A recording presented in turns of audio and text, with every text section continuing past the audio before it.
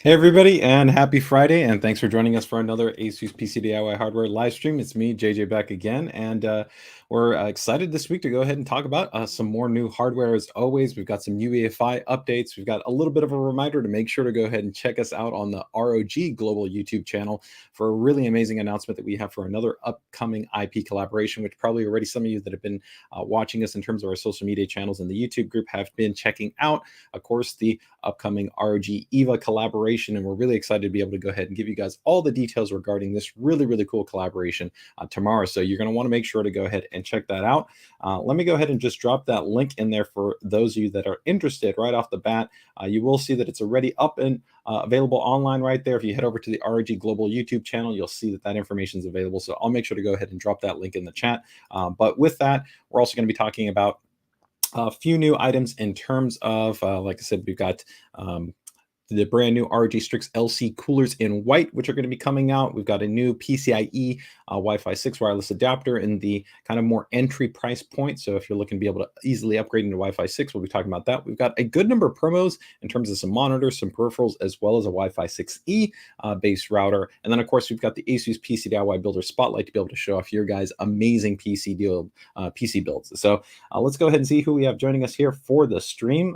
We've got already quite a number of people here. Michael, thanks so much for joining us here on the stream. H2O, thanks for joining us as well, man. Happy to have you here as always. Our friends over at PGPCs, great to have you there. The one, the only, of course, the masterclass builder himself, Mr. Sniff. Happy to have you here as well. Erica, thanks so much for joining us here on the stream as well, and happy Friday to you. Sue Min as well. Also, man, thanks so much for joining us here on the stream. Hey, Luke, happy to have you here on the stream as well. So thanks so much. So let's get ready to go ahead and jump into it. As I noted, make sure tomorrow to join us on the ROG Global YouTube channel to find out about all the information upcoming on this brand new ROG EVA collaboration. It's a really exciting collaboration, kind of following up from our prior collaborations that we've done, ranging from Gundam to, of course, the previously kind of showcased Demon Slayer to, of course, our Call of Duty collab. And we're really excited about this. So make sure to go ahead and join us. And I'm going to go ahead and drop the link in there in the chat if you guys want to make sure to go ahead and join us there tomorrow. So let me go ahead and drop that in there. And for those of you who have any kind of questions or comments or anything like that, make sure to also go ahead and join us in the ASUS PCDIY group, which is linked in the description, where if you've got follow-up questions as we get ready to kind of move into the formal launch for these products, you can make sure to go ahead and tag me or ask there, or also just watch out for formalized announcements. There'll be a lot of announcements that'll be coming in the group regarding these brand new pieces of hardware. Okay. All right. So next up, let's go ahead and maybe talk a little bit about some brand new Uefi update releases. So let me go ahead and just bring those up.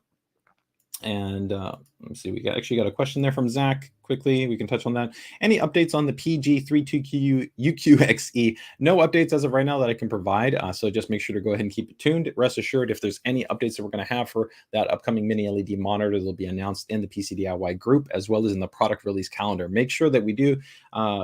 For those of you that are kind of interested, we do have a product release calendar that I keep in the PCDIY group. It's linked as a featured announcement. I update it about every 2 to 3 weeks or something like that.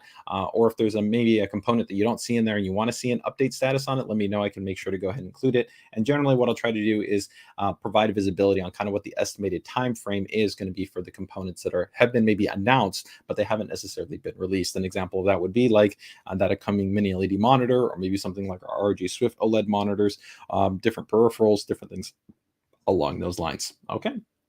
All right. So let's go ahead and jump into some UEFI announcements here. So for UEFI announcements, I have not posted them up yet in the group. They'll be going up a little bit later today, but they're going to predominantly pretty much all be on the AMD side of the fence. So we're not going to really have too many Intel announcements in that regard. But the big update is going to be here is that this is kind of a continuation from the prior AGISA 1.2.0.7 release that we've been issuing for pretty much all the initial 500 series of motherboards. So we did a broad rollout for X570, B550, and A520 series motherboards, and now we're starting to roll into some of the other motherboards as well. So that would include things like the B450 series of motherboards. So there's going to be about 40 releases that have happened over the last week. I'll go ahead and post those in there, and you'll be good to go. Now, keep in mind, this is not necessarily what I refer to as a critical release. This is generally more of a maintenance release, as pretty much all boards under the AM4 platform at this point we would classify as being kind of feature stable and performance mature. This update was predominantly released for a couple of reasons. One, for people that might have been experiencing FTPM stutter and enabling that and kind of maybe running newer builds of Windows 10, Windows 11. So that might be potentially something you would want to update. And then if you maybe hadn't updated the UEFI for a very, very long period of time, and you maybe benefit to maybe some of the prior AGISA updates, which may have helped to enhance things like USB interoperability and stability for a select number of users. So that is going to be an update that will be posted there. Let me go ahead and see if I can just quickly bring up a board, just kind of for general reference on that side. So give me 1 second here. Let me see here in my notes as far as which boards we have here that I can kind of pull this up for. So give me 1 second.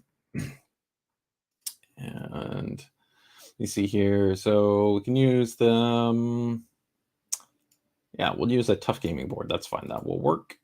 And some of these updates, as like I said, there as well as that would be applicable to X470 as well. So pretty much anything like in the the 400 series lineup is where you would begin to be seeing these updates. And like I said, all around, I think it was probably about 38 or so base motherboards that received this UEFI update, and they're going to continue to be coming out. Okay, so let's go ahead and just show you again what that looks like. And here we go. Okay, so here we've gone ahead and loaded up the page for one of our motherboards. This is the Tough Gaming B450 M+2, and you can see if we head over into the driver and utility section under BIOS and firmware, you'll see that there is a beta release, and that beta release corresponds to incorporating the AGISA 1.2.0.7 release. Now, keep in mind, betas are not officially supported, so if you want to wait to a formalized release, that is going to be coming in the future. As far as time frame, that can really be variable. It can sometimes be, a few weeks, so it can be like 4 weeks, but it can be up to sometimes maybe, 2 months. And sometimes actually you might not even see a formal release for some beta releases. They might transition to another release. So ultimately, if you feel more comfortable staying with, of course, a formal release, just make sure that if we were to go to expand, you would want to go with one that does feature essentially no beta designation. So you can see right there, there's still a very recent UEFI release with the 1.2.0.6b release. Okay. All right. So let me see if we get any questions right there.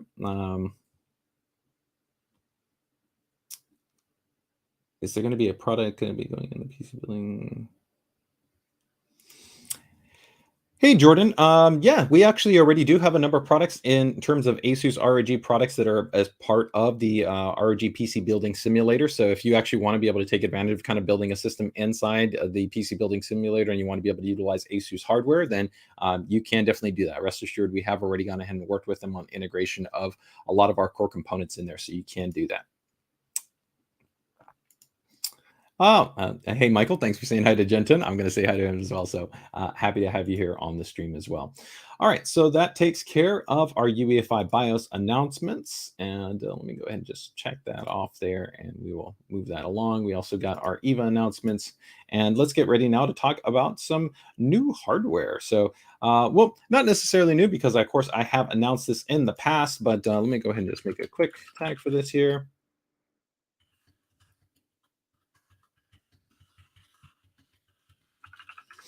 All right. So this is going to be for our brand new ROG Strix LC II coolers in white. So for many of you are probably already familiar in terms of a lot of our AIO coolers. We've had a couple of different updates over the last few months, and that includes coolers like this one with the Ryujin 2, where we actually still have the ARGB edition, which will be coming out. We, of course, have the ROG Strix LC 280, 240, and 360. And then we have the Tough Gaming LC ARGB edition. Those were all part of our LC2 series. Those also did come included with a 1700 bracket. So if you wanted to go with a 12th gen base system like what I have right here next to me, you'd be good to go because those came included inside the box. And now we're excited to essentially go ahead and get ready to push out to market our next update here, which will be with the LC2 series in white. So this is an update from our prior first generation, which really the main updates here in terms of kind of the LC2 is going to predominantly be one, the pump housing and the overall design. This is going to be updated to the latest generation Aztec 7th generation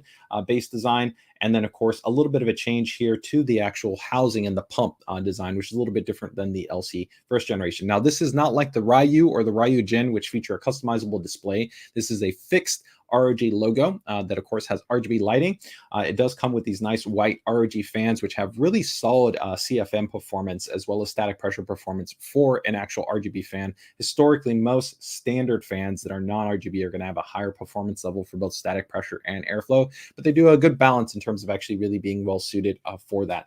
You can see it features a really nice clean cable design in terms of all being white here, that pump housing being in white. You got those four little RGB accents right there, the RGB accent there in terms of the pump housing, and then of course the RGB on the fans. Now we will be releasing this in a 240 as well as a 360 variant, so you'll essentially have both options available to you. So really the cooling performance is going to be pretty similar between the two of them. 360 is going to be generally more advantageous, really actually just help keep a little bit of a quieter system because the thermal dissipation performance isn't necessarily that much stronger. It's just that you have a little bit more, and you can generally run the fans at probably a little bit of a lower RPM to displace that and probably offset a little bit of the noise that you might have from a 240. Now, keep in mind, 240 is already going to be very good cooler. It's going to be overall very quiet as well. But if you're maybe pushing a little bit more aggressively, or maybe you have like a little bit of a higher core count configuration, then that's potentially where kind of the 360 could be a little bit more of a benefit. But it's not necessarily really a requirement. You shouldn't necessarily think that you have to jump up to the 360 to be able to get great cooling performance.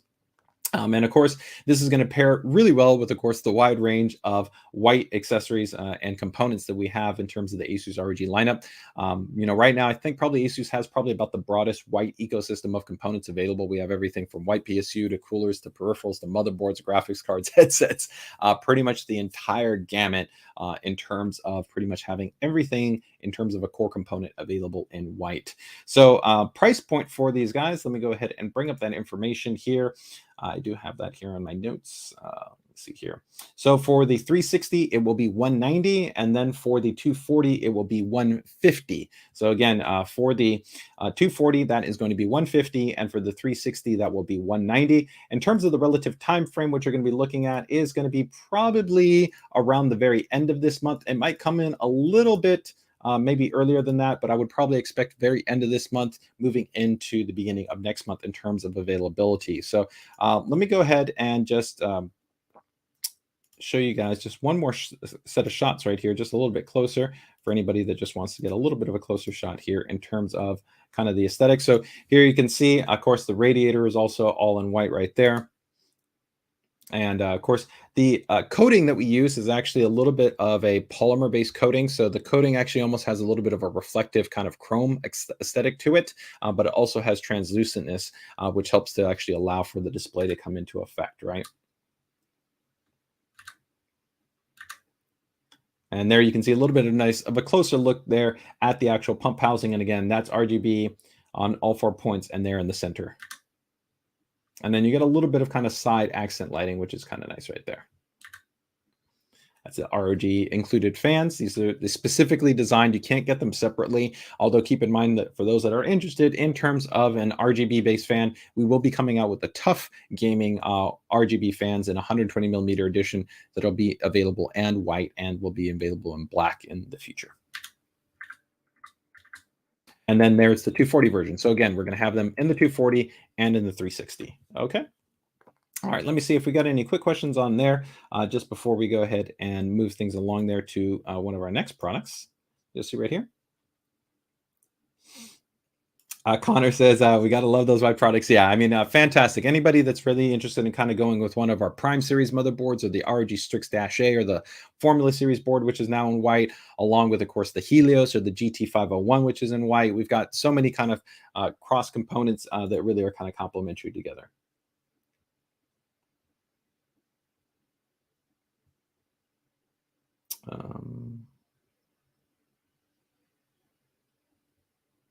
Okay. All right. I think we were good. Hey, Paskowitz, no more information right now, specifically on the Loki based SFX based PSU. Right now, probably the earliest in terms of availability for that PSU is going to be probably sometime in the Q3 timeframe. And of course, as we get closer to the Q3 timeframe, we'll have more kind of complete specification information in terms of what you can expect from that specific power supply. The wattage information should still be accurate in terms of what we're going to be targeting for the release of the SFX Loki based model. But beyond that, in terms of the rest of the information, just make sure to go ahead and keep it tuned. And as we get closer to that release, we'll of course have more information to be able to provide in relation to that model. Okay. All right. That is correct, Zach. They will not have they will not have the RG logo because they will be Tough Gaming based products, right? Okay, so let's get ready to go ahead and take a look here at our next product, and that's going to be a new Wi-Fi adapter. It's not going to be as high-end as our like Wi-Fi 6E based adapter, but if you're just looking for kind of an easy way to be able to maybe upgrade an older system to Wi-Fi 6, then I think this is going to be a solid option for you right there. So this new edition is going to be right here with the, let me go ahead and just add in a little snag for this guy.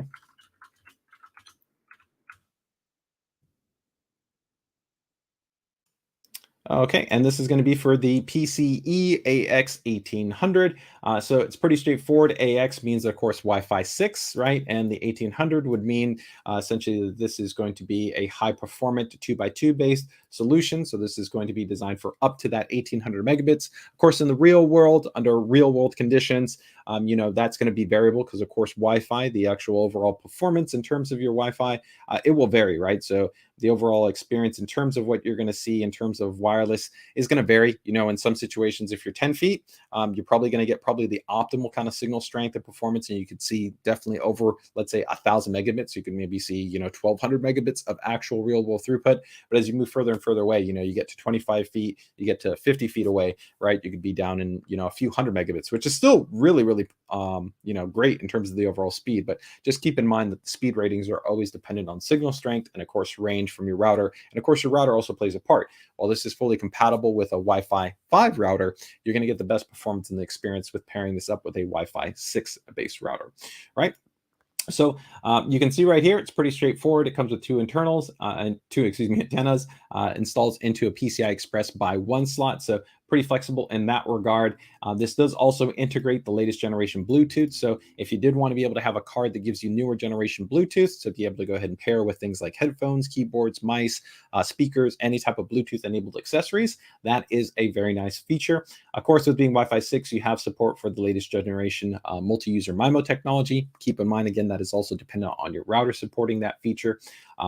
And this card is going to be coming in at a very reasonable price point, $40. So again, if you guys are looking to be able to easily add in a Wi-Fi 6 based card, be able to give yourself a very fast based wireless connection, stable and reliable, and of course, proven by our R&D team and our networking experience, I think this is a great option. Again, availability on this one probably going to be a little bit later towards the very end of the month in terms of the overall availability.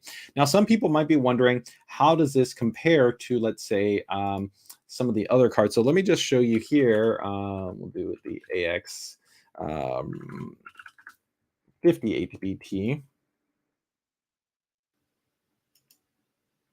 So this is going to be another option that we have, which is actually a higher end option. So you'll see that this one's a little bit more stylized, a little bit higher end. And some of the main differences, so you say like, well, if I was going to spend a little bit more money, what is the main thing that I would get? One, you could of course go to the highest end model, which would be the AXE, which would be Wi-Fi 6E, but this would be a AX3000 versus the model that we were taking a look at, which was an 1800. So it's going to support even a higher level of throughput, which just means essentially faster speed. You're going to have a little bit more of a stylized design with, of course, a heatsink as well. You still get the Bluetooth technology, but this one also comes with a little bit more of a premium antenna that also has cables that allows you to have more positioning flexibility. And the base of this antenna is also magnetic. So if you have a chassis that allows you to actually go ahead and utilize this, you could kind of adhere it to the side of the chassis, to the top of the chassis, or you can move it into different kind of situations, different types of placements that might work best for your environment. So you'll see this one though is a little bit more, $70 versus that one, which is coming in at $40. So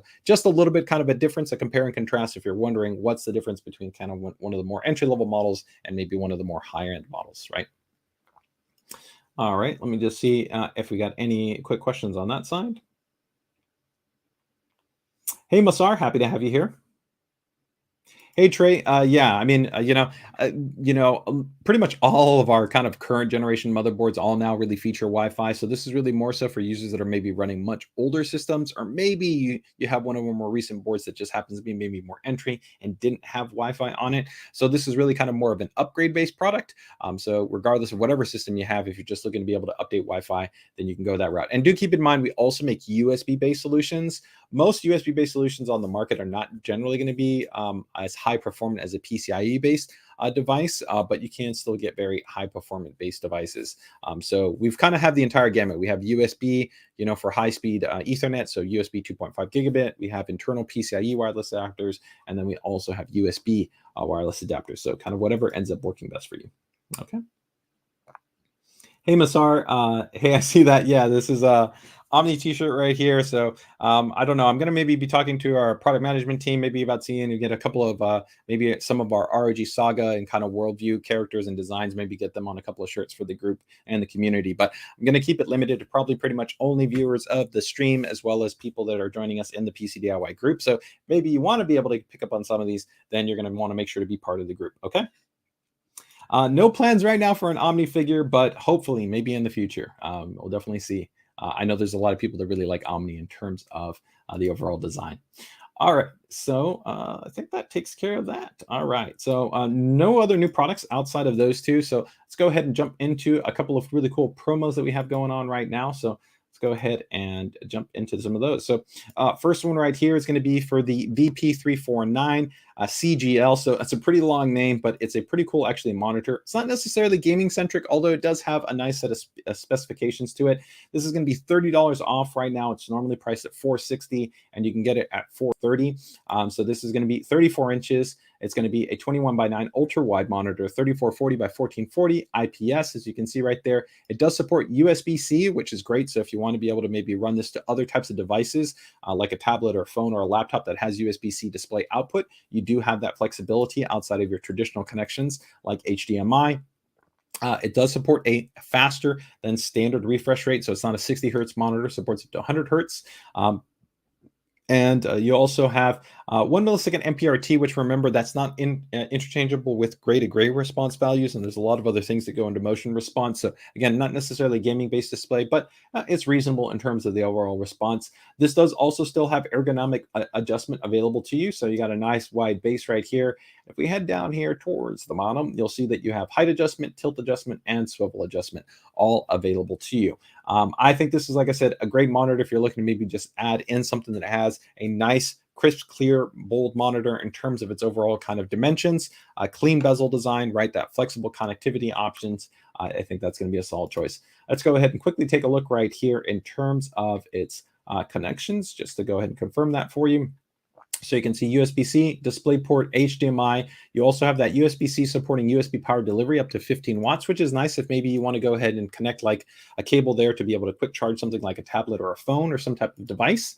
That is convenient. A 3.5 millimeter jack output, but this does also have two 2-watt speakers in there, which actually is a little bit better than standard. A lot of standard monitors are about a 1 watt speaker, so it's a little bit more. It's good for basic audio. So if you're watching maybe something like a YouTube video or just listen to something basic, it can definitely get the job done. So that is good to go. And do keep in mind, again, I always kind of try to talk about this on our monitors, is that sometimes people are surprised in this respect. But if you compare this to some other companies like LG or Samsung, they only have a 1-year warranty. We offer a 3-year warranty on our monitors, so that's 3 times as much in terms of the coverage period, right? So do keep in mind, I think that is important, especially once you start getting over about like $200, $300. It's nice to have, I think, a little bit longer of a warranty period, right, on your product. All right, so again, that's going to be $30 off. Let me go ahead and you can see that's actually applicable right there at an ASUS store, which, if you guys are not aware, we have already been rolling out essentially our ASUS store on our website. So it's no longer a specific website. You just go to the site, and if that product is essentially skewed up and available for purchase, it will generally have a buy button, and you can just click on that button and you would be good to go. This promo, though, will be applicable at a few other e-tailers and retailers. Let me go ahead and check here.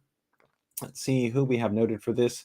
For that monitor, it should be also Walmart, Best Buy, B&H, GameStop, Adorama, and Central Computers. Okay, in terms of that promo. All right, so next up, let's go ahead and see what's our next monitor. I think we've got another monitor right here. Yep, we've got Tough Gaming. Yep, right here. Tough Gaming VG27VH1B. This one's going to be even a little bit more of a discount at $40 off. This is a pretty nice, I think, option right here for some of you that are going to be maybe looking for a gaming monitor that has that kind of curved experience, looking for a little bit more immersion when you're talking about a curve-based display. You can see normally it is priced at $270, and it is going to be right now $230. So 27 inches. So that's a nice big size, especially if you're coming over from something like a 24-inch or something along those lines, right? 1920 by 1080, so easy to drive resolution, great for just general desktop, but also for just gaming. 165 hertz support. It does support our ELMB technology, so that's a backlight strobing technology. You, of course, have adaptive sync support. Keep in mind that's not the same thing as G-Sync compatibility, so those are 2 separate things, but you do have at least basic adaptive sync as well as FreeSync support. And this is going to be a 1500R curved base monitor. Okay. So it does also have a higher than standard 120% sRGB coverage, which is nice. That means you're going to get some nice kind of punchier, kind of bolder colors, which I think some people like, especially when you're talking about a curved display like this. And again, very reasonable price point. You still get a lot of our gaming-centric features like Shadow Boost, which I think is the nice one that a lot of people actually like. And you've got HDMI, and then you have a line level in, which some people actually utilize for like streaming purposes, and a line level out, right? Which you could use for something like speakers, or you could use them for headphones or something along those lines. And then you have swivel and tilt adjustment. I don't believe this monitor has display widget, so let me go ahead and quickly check on this, because I don't think it has display widget. Yeah, that's correct. Amp monitor does not have display widget, but again, $40 off for that one. I think that is a pretty good price. I'm going to go ahead and drop that one there in the chat, you guys, if you guys want to check that one out. And I'm also going to drop in that VP monitor. So let me drop in that VP monitor.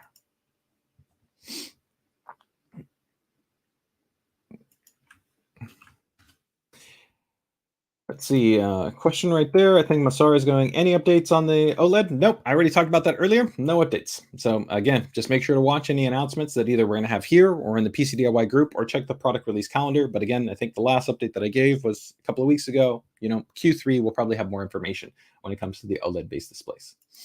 All right, next up, we've got another Tough Gaming promo. And this one's going to be, I think, $30 off. Yeah, Tough Gaming Vg32qu L1A. It's actually one of my overall kind of favorite monitors for, I think, a lot of gamers. When I'm making a recommendation, this allows you to step up to 1440p. So if you're on that 1080p side of the resolution fence, 1440p is a really nice jump up. It's just kind of a really nice sweet spot in terms of giving you much more desktop real estate, right? Being able to have much more windows, be able to do things side by side, and really kind of steps up that overall sharpness and definition when you get into a gaming experience. A little bit more in terms of driving it from a GPU perspective, but it's still not that difficult, I think, for a pretty broad amount of GPUs, right?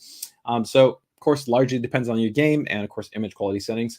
This is also going to be a little bit larger than the prior monitor, which was 27. So here we go to a 31.5 inch, right? 2560 by 1440 IPS-based display, high refresh rate at 170 hertz. This does support ELMB sync, which, unlike the other monitor we talked about, doesn't mean that we just have backlight strobing, but we can also do adaptive sync with backlight strobing, which is kind of the best of both worlds. You want to be able to have ideally both of those to help maximize motion clarity. Again, backlight strobing is not always going to be beneficial in every game, but in some scenarios, it can really help to improve the overall motion clarity. So it's something that's nice that you can kind of toggle on, toggle off, and find out if it finds a benefit for you. You got G-Sync compatibility, which is great to be able to go ahead and also resolve any of those kind of tears or kind of micro stutters, right? 1 millisecond graded gray, so you've got a nice, fast, and responsive panel in that regard, and very nice coverage in terms of 99% DCI-3. Now, most of you, this doesn't really matter. This just means that you got a little bit more flexibility if you wanted to maybe do a little bit more kind of color work on here after you kind of calibrated the monitor. But what it does mean is it has very good overall coverage. So most of the content that you're still looking at line is still just 100% standard sRGB. So that's really what I actually recommend to most users, is if you can hit that 100% sRGB, you can have a great experience under just watching videos, looking at photos, and general content. But having that high percent DCI-3 coverage, that's definitely kind of taking it to the next level, and also gives you a little bit more room in terms of really giving you better color fidelity experience as we move towards the future. This also is a display HDR 400 certified. While that's not going to be great for, let's say, an HDR quote unquote gaming experience, what it does mean is that the panels can be brighter than standard, and this is going to be advantageous in a couple of regards. One, just gives you a little bit more kind of punchy or vibrant colors.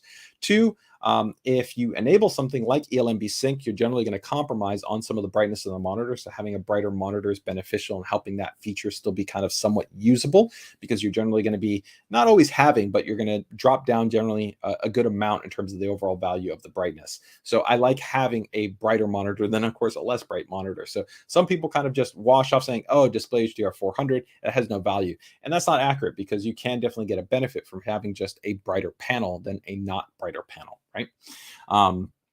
So if we take a look at the rest of the kind of items right here, pretty straightforward. Let's go ahead and take a look at some of the other cool features. So this does support our display widget light software, which, if you guys know, I'm a big fan of. That means you can adjust things like the on-screen display in Windows. Let me go ahead and see if maybe I can bring it up right here. I don't have a monitor right now connected that I can fully show it to you, but this is kind of what the interface looks like. And the cool thing is, you can see you can adjust like brightness, contrast, sharpness, blue light filter, shadow boost. I really like the app sync function, which is really cool, because what that lets you do is you could pair different applications or games to different profiles. So if you wanted to jump into, let's say, Valorant or CSGO, and CSGO, you wanted to have something like shadow boost enabled, or that you jumped into Overwatch and you want to have contrast, or you want to have something kind of tweaked, and then you jump into your web browser, you could have those all have different profiles based on app sync, which is pretty cool. You've got HDMI 2.0, right?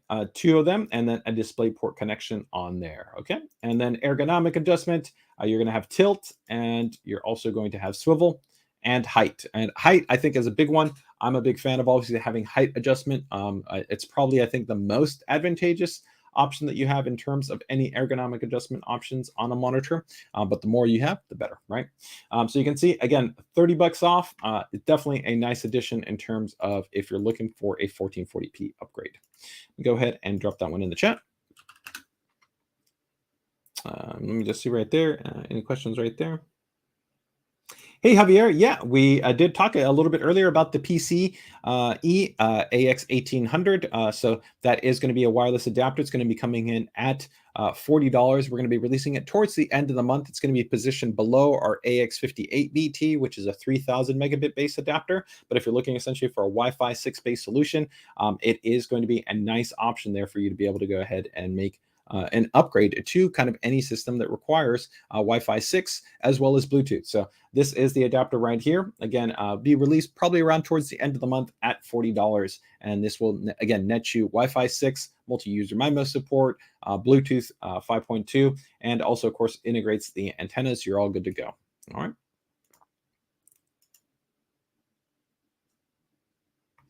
All right, so let's go ahead and move on to our next item here. Next item is we've got here another cool little promo right here, which is going to be for the AXE11000, definitely one of my favorite routers. This is actually my primary router right now that I'm utilizing. And so this is definitely a very high performance based router. Nice little savings, 50 bucks off, pretty much about, about the fastest router you can overall get. We do, of course, have the GT-AXE16000, which is coming out, which is going to give you quad band technology and even has a more advanced chipset and more kind of high-end IO configuration, including dual 10G, right? But this is a very impressive unit, which of course gives you that 6 gigahertz band, 2.5 gigabit WAN and LAN that's on here, advanced quad core based processor, so you can run things like advanced deep packet inspection analysis, on router VPN as well as VPN matrix. You can do a lot of really, really cool stuff in terms of what this router has to offer. And of course, having that tri-band flexibility really gives you the most performance in terms of really being able to assign a specific band to a specific class of devices.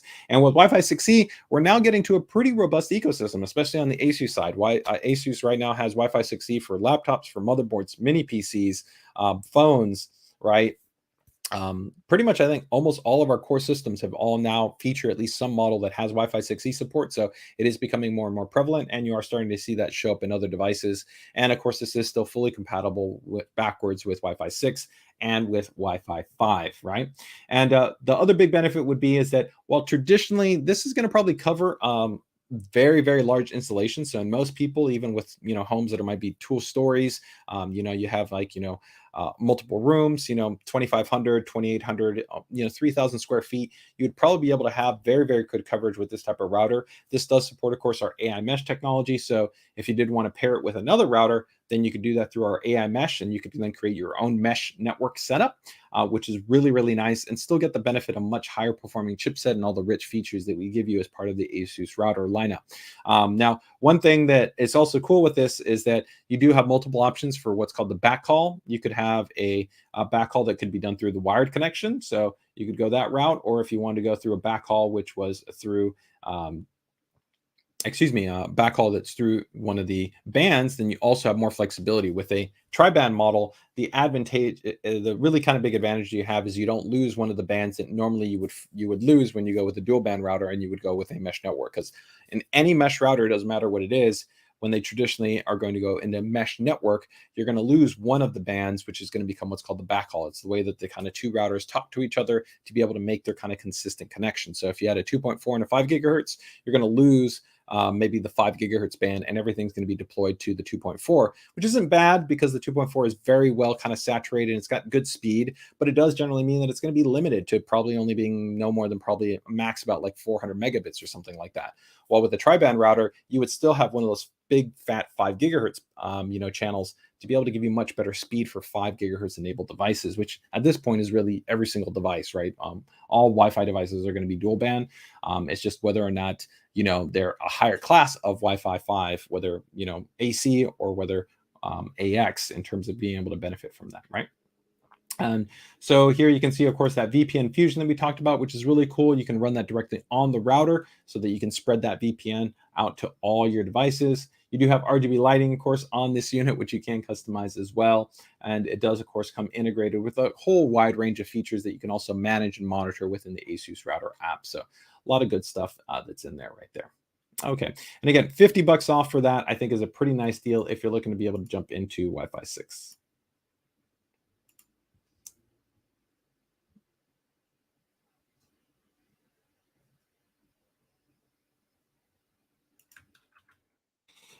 Javier, I'm not sure what you mean. It's not a MediaTek-based a chipset. So if you can give a little bit more context into actually what your specific question is, then you could help to clarify for me. Or are you actually referring to the chipset for the the AX1800? I think that's what you might be referring to, right? Because we've actually used different types of chipsets under different types of wireless adapters. So we've had ones that have utilized Intel, we've utilized ones in the past that have been Realtek.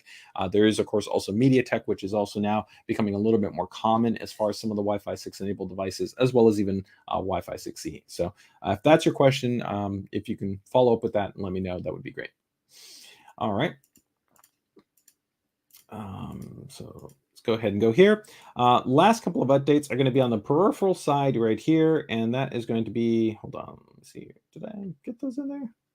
Oh, I didn't get that in there, but we do have right here. Let me go ahead and actually remove that one.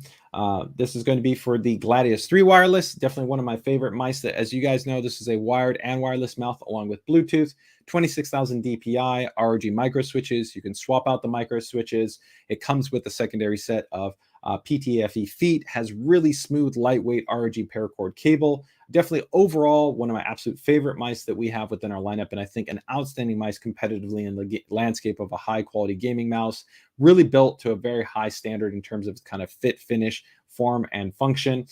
Supports quick charge support. Don't forget, even the ROG micro switches are going to be better than a lot of traditional switches you're going to see within a actual mouse, because these are actually what are called binned. We actually go through testing the actual gram force deviation to be much more consistent between the each actually individual switch. The industry standard is actually going to be between 10 to 15 gram force deviation. RG micro switches have a much tighter level of consistency. So even that, along with, let's say, the internal design, like the gold-plated electrode junction, which helps to improve the reliability and resistance against things like double click over time, has multiple onboard memory profiles, so you can go ahead and store everything on board.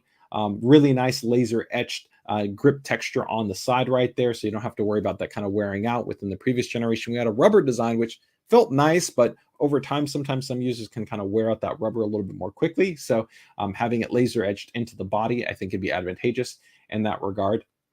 So again, this is going to be price dropped here from, as you can see, $120 to $90. So if you're looking for a nice upgrade there in terms of a gaming mouse, well, we've got the Gladius 3 right there.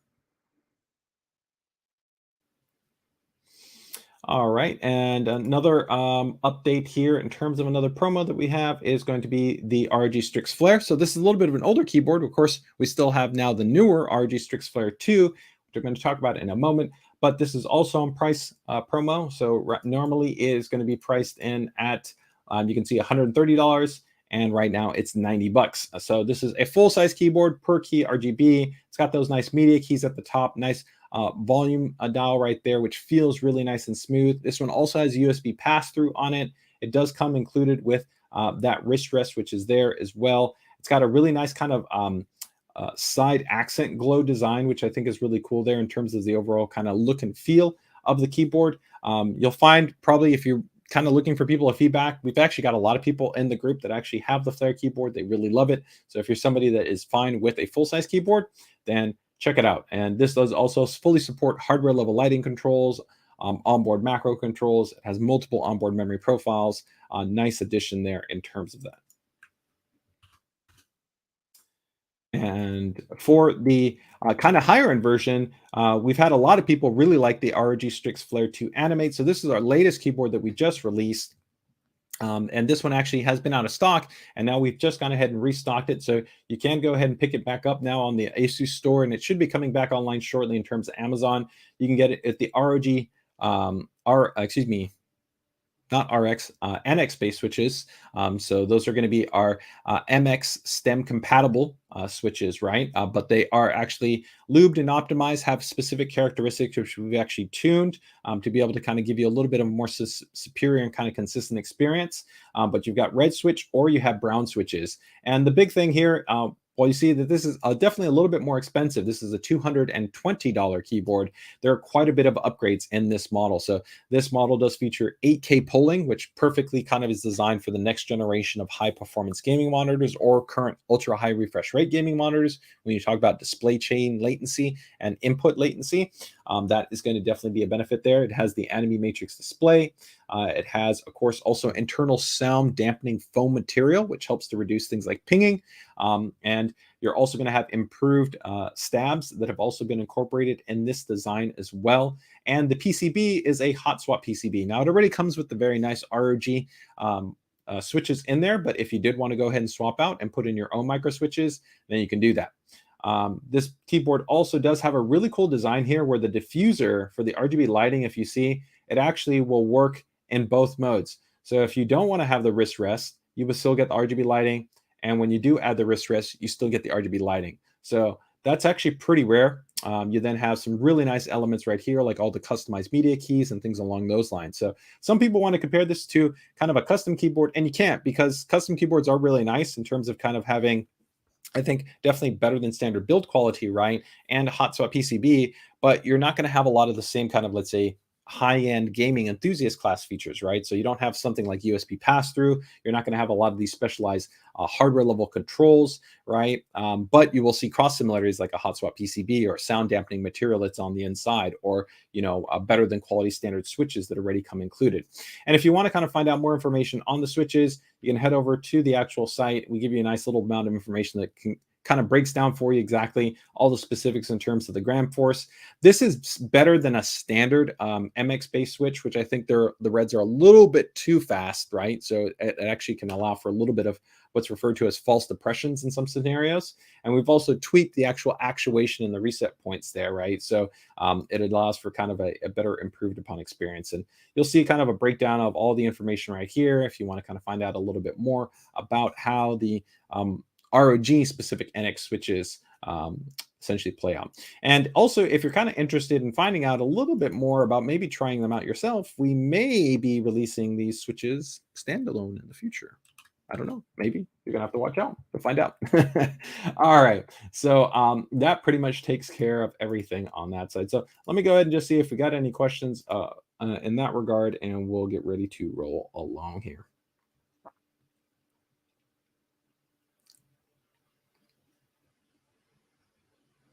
Hey, Masar, I don't talk about any products that may or may not be under designer development, right?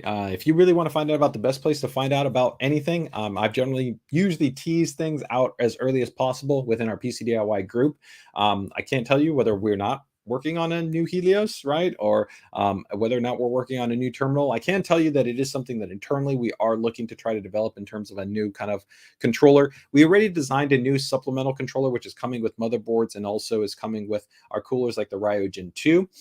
And there is a controller that we're also including with a tough gaming ARGB 120 millimeter fan. But as far as replacing something like the terminal, still right now, no immediate plans, but it is something that we're looking at in terms of having a controller, right? The challenge, right, is that we, I think, doing it in a different way than most of the other companies that are on the market, because other companies that are producing fan solutions are using a proprietary based connection, right? They're utilizing essentially a controller that requires you to be specific to their fan. So that an example of that would be like Corsair or NZXT, Thermaltake, right? All of their controllers require their fans and will only work within that ecosystem. Our controller, like the terminal in the past, was actually an open standard controller because it utilizes standard ARGB based headers, right? But it was a controller that then still connected to the motherboard.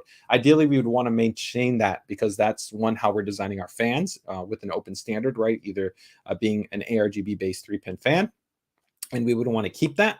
And that also allows for the broadest level of compatibility with other partners. So whether you're going to use an EK Vidar or a Fantix fan or an Antec, a Thermaltake, a Cooler Master, Lianli, whoever that also use 3-pin ARGB connections, right? You would be able to use that controller as well. Okay. And no plans as far as updating a Magnus. Whether or not we might maybe come out with a new microphone later in the future, maybe, just like always, you're going to have to make sure to keep it tuned, right? All right.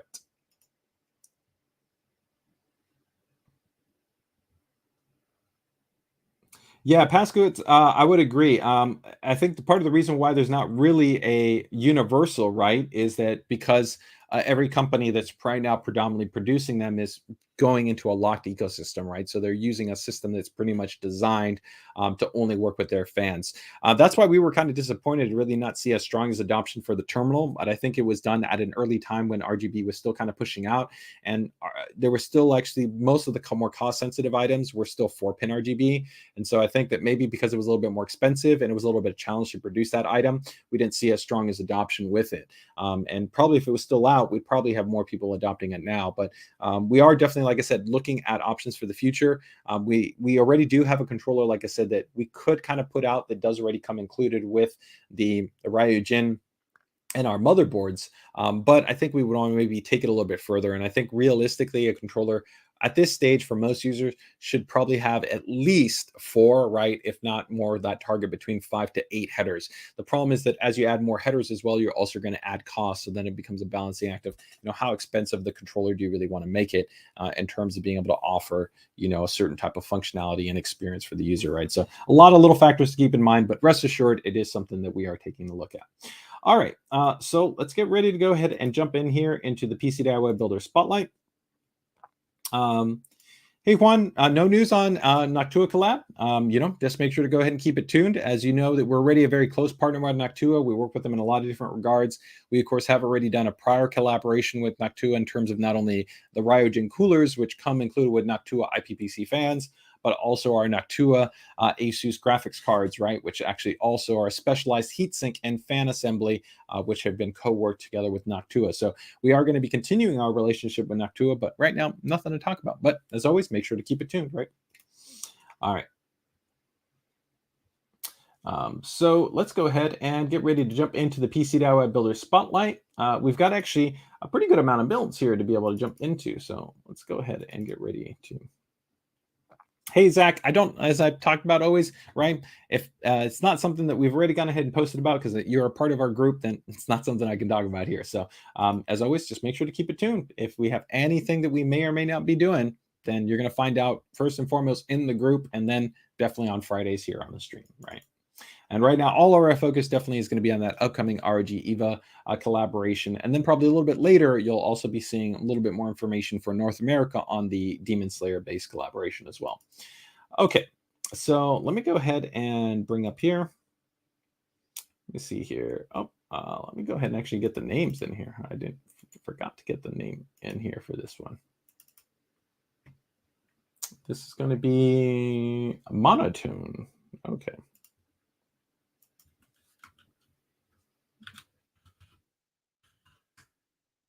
I've got that caps lock on there. Give me 1 second.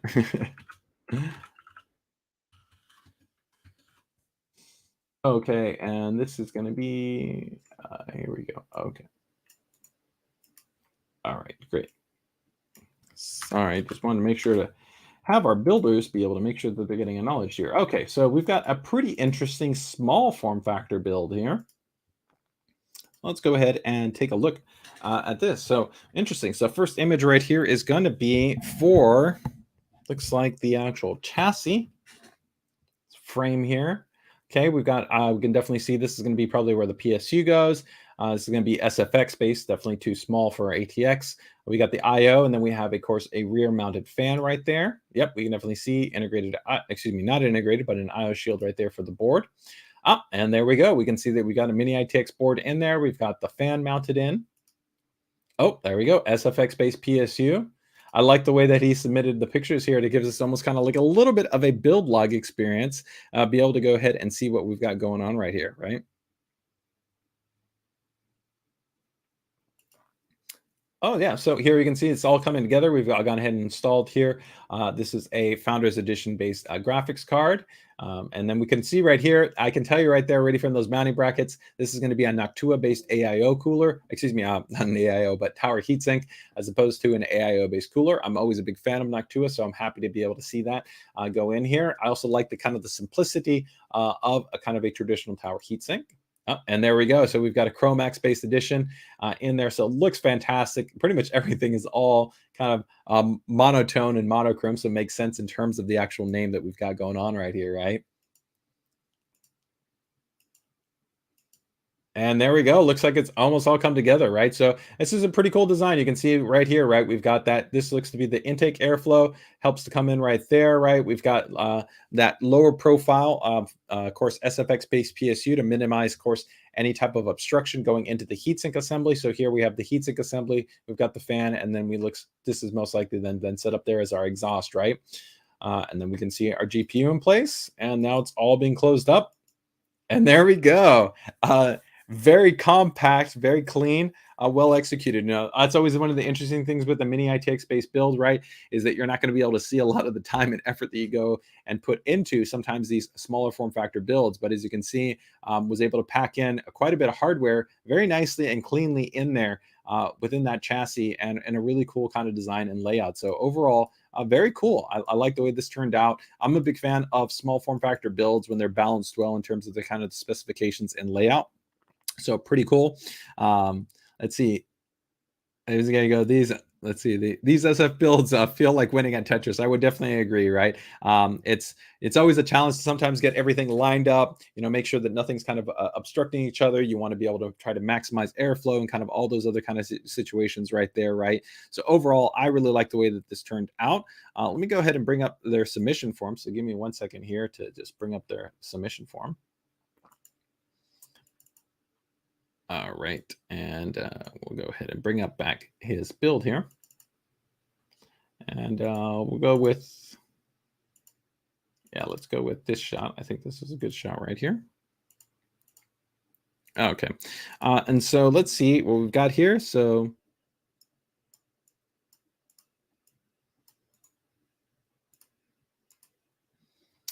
give me 1 second here.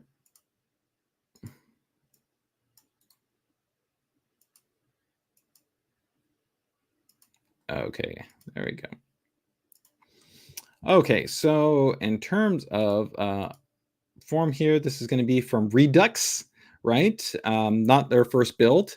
The theme of the build was actually to be monotone, which makes sense, right? So of course, I'll show you guys the final shot, which is pretty much just a black chassis, right? But I wanted to go ahead and show off a little bit more of the inside of the system. 3 words to describe the build is we have a vertical small form factor PC, air cooling, right? So vertical SFPC, and then air cooling, which I definitely makes sense, right? So does the build have a name? The name actually is not. So actually, my fault. I put monotone there, but it's not. The name is going to be SFF time. And let me go ahead and make that adjustment right there. So MNLT. So I think that makes sense. Let me go ahead and edit that there. There we go. All right. Very cool. And then core specifications, which we've got in here, which is going to be a 5800X and then a 3090 FE. So this is definitely a very high performance based system in terms of the core specifications, right? So Ryzen 7 5800X, it's a 8-core 16-thread processor. Then, of course, the Noctua D15S that's running on a ROG Strix B550-I board. It's 32 gigabytes of memory, 3200 MT CL16. And then we've got 3 terabytes worth of M.2 SSD storage in there, 1 terabyte, and then a secondary 2 terabyte, that 24 gigabyte 3090 card, 750 watt SFX-based power supply, and then 2 Noctua fans. One is an A20, right? And then one is an A14. So overall, nice, clean, well executed there. Budget overall was about $4,000. He was most happy as far as the internal and external cable management, kind of getting it all laid out. Is there anything you would change about the build? With those giant heat sinks, I wish it were a little bit cooler and quieter than it wound up being. Took him about 3 hours worth of work in terms of what he's doing on the system. Gaming, so World of Warcraft, Final Fantasy, some Kenya, Marvels, Guardians of the Galaxy, and Tunic. Cool. Some nice selections right there. Favorite feature is the consolidated fan headers located on the edge of the motherboard. Overall, it's a very cool build. Definitely a challenge, I would agree, in terms of how quiet it is. I would definitely say with the cooler, the CPU is probably not the limiting factor. Probably the noise is really going to be in your GPU. I know a lot of users, for some reason, really like the Founders Editions in these small form factor builds. I don't really think that they're actually well served for them, because the way that they're actually designed for their airflow to characteristics, they work much better with an ATX-based system. You'd probably actually be better served by one of our kind of more focused kind of coolers, something like a Tough Gaming card, or even like a dual series card, because of the way that the actual airflow is going to be focused on the actual heatsink assembly. So it'll keep it actually cooler, and it would actually be quieter in terms of the overall noise footprint. The other challenge too is with some of these SFX PSUs, it should be loaded too heavily, but the problem is that here you're pulling a lot of current, especially under load for the GPU. So you could be having this fan kick up a little bit more, and because it's a smaller diameter, maybe you're picking up some noise from there. And that's going to be a tricky part. These Noctuas are going to be well balanced in terms of their tone. They're all probably running pretty conservative in terms of the RPM. So I don't think your noise is coming in here. I think your noise is probably going to be coming more so from the GPU here and coming from here. So those would be the areas that you would want to probably try to look to address if you could get a little bit quieter. If you did find it was from the CPU, you've got a pretty beefy CPU, so there's not much you can do outside of already having a really nice cooler like this. So the next step would probably be doing something like a curve optimizer and trying to bring down that voltage so you could bring down some of that heat requirement dissipation from the CPU. But overall, This is a nice done small form factor build. It's clean, it's well executed, looks great in terms of the setup, and really overall great job, man. So gets a thumbs up from me. Thanks for being Team ROG, Team Strix. I think you did a great job with it. I think it turned out really nicely. All right, so let's go ahead and take a look here and see if we got anything right there. All right, so let's go to our next build here. Let me see here. Next build is going to be, it's a no-name. So always interesting when we get our no-name builds. So let me go ahead and just bring up their submission form, make sure I have everything in play here. Yep, no name for this build. Okay.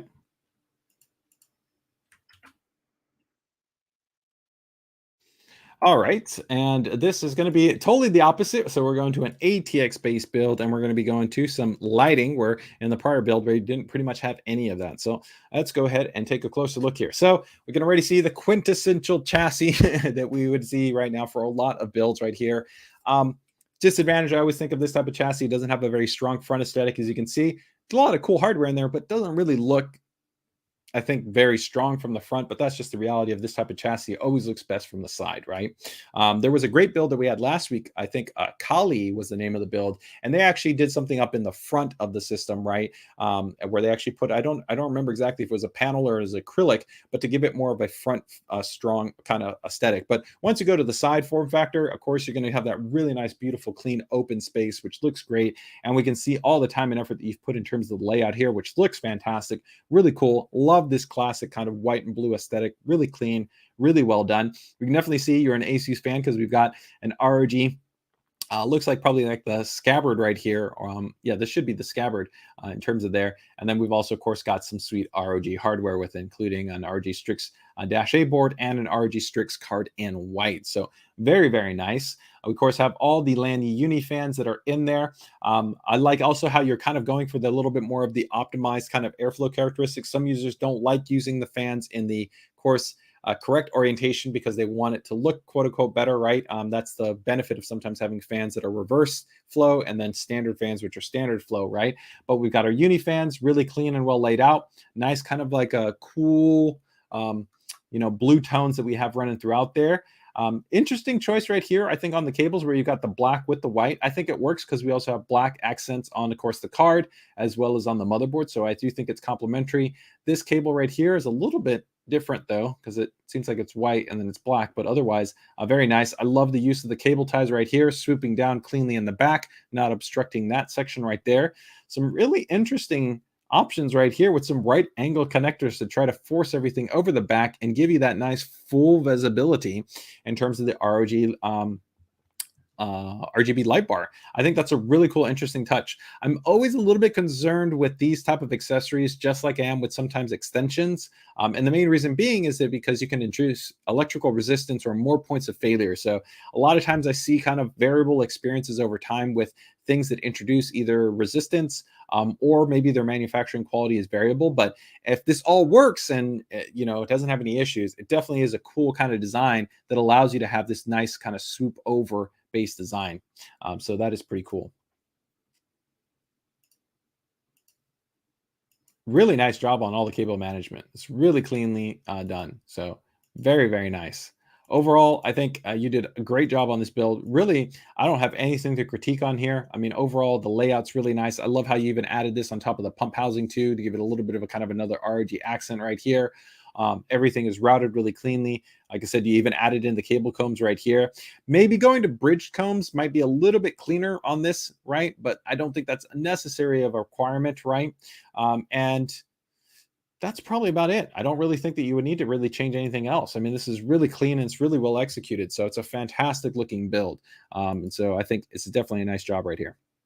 Michael says that we've got a great color combo looking really nice. Also, it looks like I'm a fan of the matching aesthetics like they did. I'm ready to cut cookies when the EK distro come out for the XL chassis. Very, very cool. So overall, yeah, I think this is a very nicely done build. So let's go ahead and take a look here at the submission form, see what we got going on for Josh's build. So does it have a theme? I really liked the white look, so that's what I went with, right? What are 3 words to describe the build? White, cool, and fast. And definitely I would agree. I mean, we're talking about really having a nice, bold, bright white aesthetic within the system. And this is definitely going to be a fast system based on the hardware that we see right here. There's no name for the actual system. In terms of the core hardware, we've got an ROG Strix Z590-A. Then we've got an 850 watt ROG Strix White Series power supply. Not that it matters, right? Because you can't see it.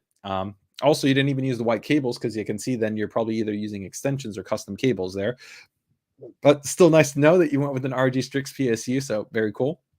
Core i7 10700K. You should also be, that's a great CPU, be able to get some nice overclocking out of the ASUS AIO feature that board has. An ROG Strix 3080 and in white, that's all in an 011 chassis, of course. He's got the Lanley Galahad as well as the 360 AIO. Lanley Unifans, 9 of them. 32 gigabytes of Team Force Delta RGB memory, which is in white. And then from there, he's also a 1 terabyte M.2 base SSD. The 180-degree GPU connectors, then the white sleeved PSU extensions, and the white and black ROG Strix Flare. He's also got an ROG Strix XG27 AQM monitor, and the Gladius, the Throne, and the Sheath, man. So my hats come off to you, man. Thank you so much, man, for being such an awesome supporter of ASUS and ROG. About $3,000 for the total build. That's a very nice budget, actually, for the build. What is he most proud of? Just the way that it overall turned out in terms of the look of the system. Anything they would change about it? Not at the moment. I would agree. It's a fantastic system. It's going to run fast. It's going to be quiet. Going to be very performant, well balanced in terms of kind of all the specifications. I wouldn't see any reason to change anything in this system. Took him about 1 year to be able to go ahead and get this all together. But he also makes a note that he broke his back in February of 2021 and then decided he had time to build his first PC. Wow. So, wow. That's amazing in a lot of different ways, man. Hopefully you're doing okay. You fully have recovered, and kudos to be able to put in the time and effort to be able to do this during your recovery period, man. Very cool. Predominantly use this is actually for CAD work. So it's actually a little bit of work and play. So he does CAD work on the system and then also plays some Warzone. And his favorite feature is he really loves the Throne. That's going to be this guy right here. I don't have mine lit up in RGB, but he really also loves the actual wireless charging of it. So he actually is a big fan of this, and overall kind of just the ASUS integration of everything in there. So overall, Joshua, man, kudos, man. Fantastic looking build, clean and well executed. And I'm sure actually the entirety of this setup actually looks fantastic when it's all coming together and you're actually doing a little bit of work or you're doing a little bit of play, man. So overall, very, very cool.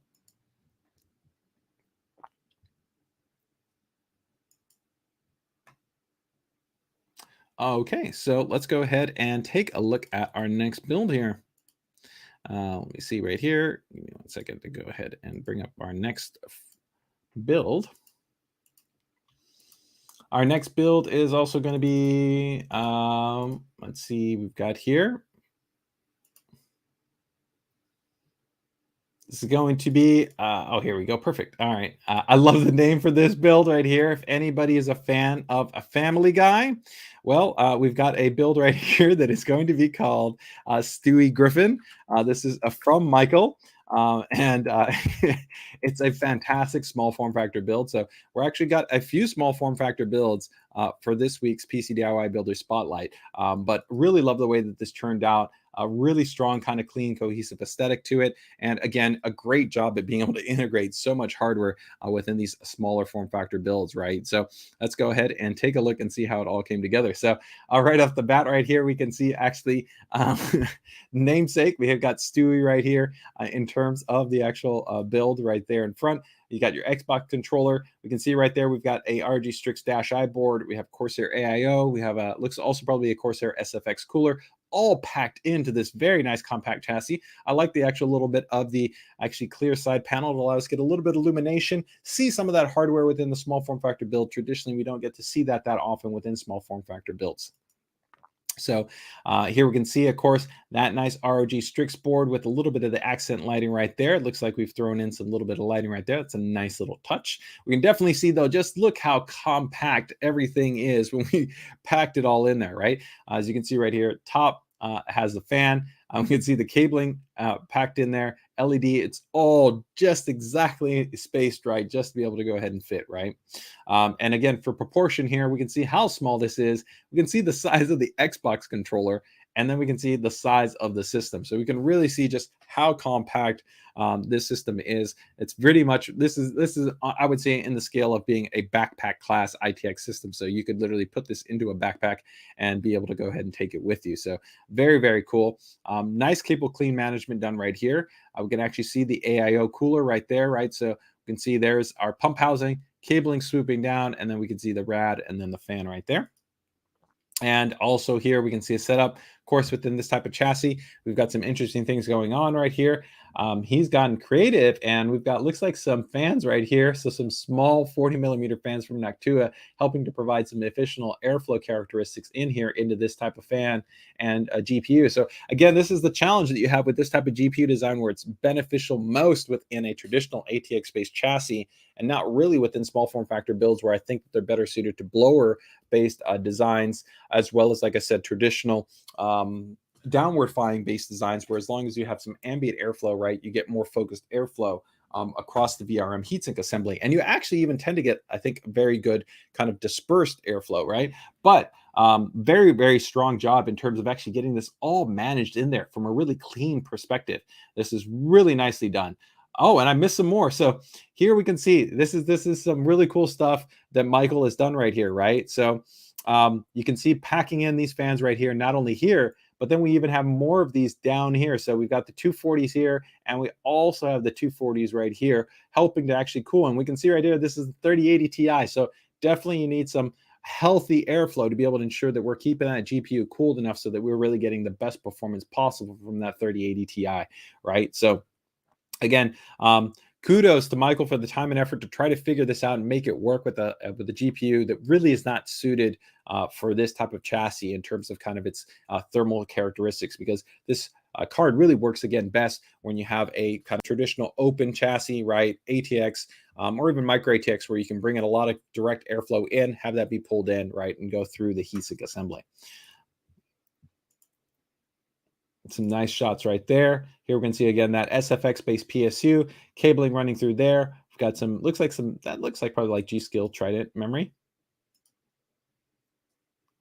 Very nice there with the side panel on. And then I thought this was really cool too, is that he even had a custom case that he had situated here to be able to fit it all in there. So you can see right there, got your keyboard, you got your Wi-Fi, you got your mouse, you've got all your cables in there. So it's a perfectly designed kind of system to be able to kind of go for kind of LAN parties, or kind of, just taking it from one place to another. Overall, very, very cool. Impressive build, and really kind of attention to detail to be able to get it all packed in there and make it work, right? So that is pretty impressive. So overall, very cool, nicely done. It's a great looking build. Let me go ahead and just see what we got for our submission form. So actually, give me a second, and let me actually bring up the submission form.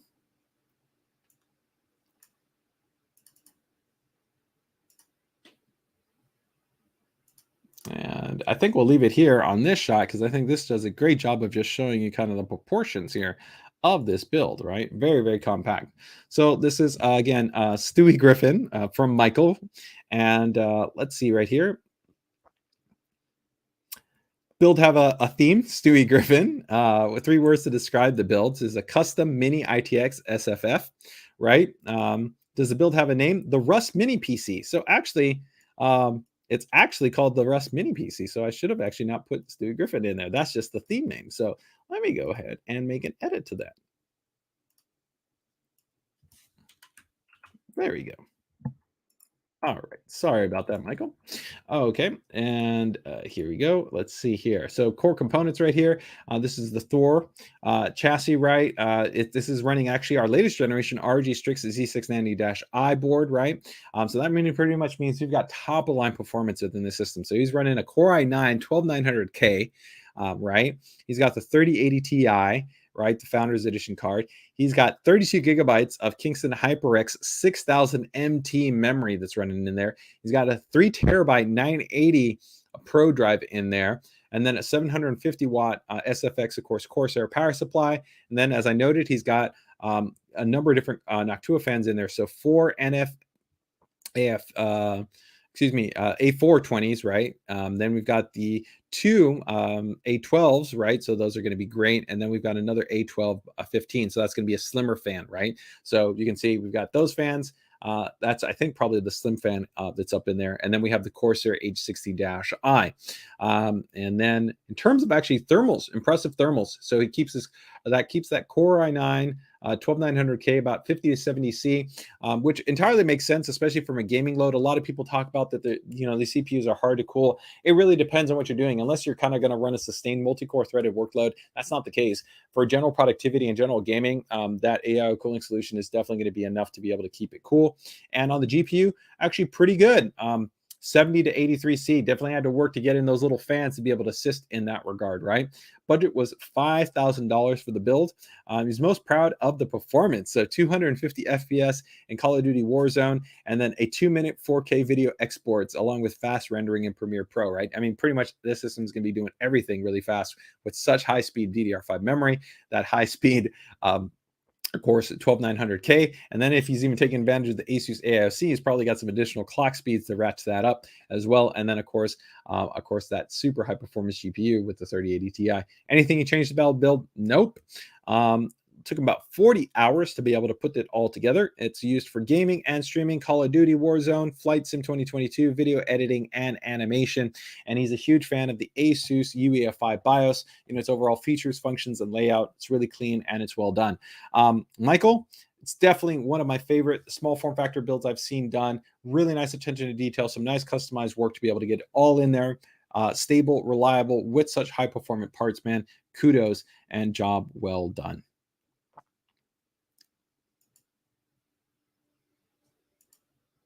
Evo says, I only won Prime 95 24/7. Not sure about that one, man, but overall, I think very cool in terms of the rest. Mini PC, man, thumbs up. Nice job there. All right, so let's go ahead and head over into our next build. So next build we've got right here is going to be from Tony. Tony did not give us a lot of images. We literally had one image for Tony's system right here. So this is going to be a quick one, but it's a cool little design setup that he's got right here in terms of how it is set up. So let me go ahead and get this situated. And I think also, if I remember correct, Tony did not have a name for his system either. So give me 1 second here. Yeah, that's correct. No name.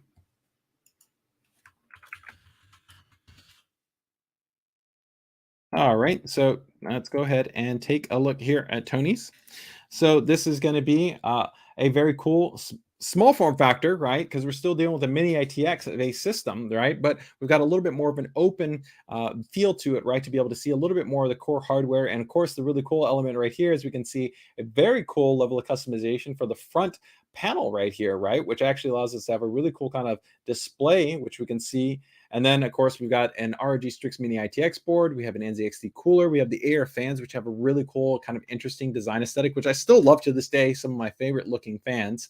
And then we have also another kind of Founders Edition based graphics card in here, and that's all inside an NZXT chassis. It's a really cool, clean, nicely done kind of setup. I think it looks really cool. This kind of accent piece, again, I think shows one of the reasons why I love chassis that have some type of a front facade, because it allows you to have a strong visual identity at the front of the system. So it's very, very cool in terms of him just kind of adding something a little bit there to be able to add a little bit kind of a different vibe, a different feel to the system right here. So let's go ahead and see what Tony has to say. So this is Tony's first build, which is pretty cool. Did it have a theme? A minimalist was the build. 3 words to describe it was small and compact. No name for the system. In terms of the core hardware, this is a pretty high-end build with a Ryzen 9 5900X, a 3070 FE card, right? I've got 32 gigs of memory in there, 3600 MT, CL18, and that's running on an ROG X570-I board. It's got 1 terabyte M.2 SSD in there. That's all running off an 850 watt power supply, and then an NZXT Z53 AIO, 4 non-RGB fans, and then 2 RGB NZXT fans, the air fans. And then he's got some custom extensions in there in terms of cables. And then in terms of this is an iPad Pro, a 2018 model, the 12.9 inch that has gone ahead and been incorporated in there. So half the budget alone is on that iPad Pro, which that's a pretty insane item to throw up in there. But beautiful display with that, of course, tablet integrated. So the PC is $3,200, and then the iPad was $1,500. It's most proud of being able to pick up the 3070 at the time of machining. Probably was, of course, dealing with just market constraints. Let's see, is anything about to change about the build? Maybe change up the chassis, go with the Lanley 011, just to be able to have some more kind of display for RGB fans. And then switch to 2 to 4. Oh, so actually interesting. He's saying that maybe you would, I guess, maybe be able to upgrade. And I guess going to an 011, maybe you'd going to a bigger system, because going to a bigger system, I think he says he wants maybe more memory, because he wants to maybe be able to go to 4 DIMMs. But I don't know that's necessarily needed, because of course with the mini ITX board, you can support up to even 64 gigs worth of memory. So you can already get a very high level of density. I don't really know most users, and especially gamers, and even a lot of content creators that need more than 64 gigs. But I think overall the build looks really great. I don't know it necessarily needs more RGB, but definitely the 011 mini would look quite different than this, of course, design setup. And I don't think it would complement the tablet there up in the front as well. Took about 4 hours to put it together. Predominantly uses it for gaming, so Call of Duty, CSGO, GTA, Fortnite, and Minecraft. And he's a big fan of the X570-i board in terms of its overall just kind of features, functions, performance, and quality. So overall, a very cool, interesting build. It's definitely different. Interesting to be able to throw that up in there. Michael gives it definitely a thumbs up in terms of being able to throw up that cool kind of front display, right? All right. Sorry to hear about that. Yeah, that ASUS Japan is not going to be carrying the 6950 XT. You know, that's always one of the challenges when it comes to graphics cards, and even our kind of varied product assortment, is that the reality is that every region decides to carry their product portfolio in relation to what we produce. Thankfully, in North America, because we're such a big part of the market, and we have pretty much the, you know, the highest end enthusiast segmentation, although we have users from really all classes in terms of PC builders, you know, with very low budgets, and of course, builders that have $10,000 plus budget, right, that we pretty much get to carry about every single component that we carry, right? But yeah, in some regions, there's a lot of different variation that you're not necessarily going to get every single product is going to be carried in every single region. All right, so let's go ahead and head over to our next build. And this one's going to be from Tanisha, I believe. And Tanisha, I don't know if she's 100% finished with this build, but I thought it was kind of coming together pretty cool. So she went ahead and I believe submitted it. So let's go ahead and take a look here. Yeah. All right. And let me get this submission form up here. All right. And let's see what we got going on here. Okay, so, we've got, looks like a work in progress. I know any of us that are PCDIY builders know what this is like in terms of having your hardware out, maybe having the manual. You've got a riser cable here. You got, it looks like even the switch, maybe playing some games in between, taking a break here from building the system, but just kind of getting everything together right here, right? So we can see that we have it lighting on. Wow, looks a lot of nice time spent here on actually the cable management. So that's pretty cool in terms of actually already spending the time and effort. I generally prefer, I would say, hook and loop fasteners. Some people still refer to them as Velcro, but I prefer hook and loop fasteners over zip ties, just because you can reposition them and change them. Zip ties can work well. As you can see, really nice job at kind of getting everything isolated and really nicely, cleanly laid out and separated. The main challenge is 2 things with zip ties I always worry about. One is over pinching, where you can actually pinch the cables internally. You can damage them if you go a little bit too tight. And the other thing too is that if you have to move anything, you're gonna have to snip it, right? And you're gonna have to throw it away, right? But really, really nicely done. And kudos for taking the time to not only show us the actual back of the build, but for actually getting this really nicely laid out. So let's take a look here. Also, here we can see we've got a nice Be Quiet chassis. Interesting here, we have an inverted build. We don't always see these too often, but a very kind of cool and interesting layout. Very clean, well executed, really nothing to critique here. I'd love to see what it ultimately looks like when it's finished.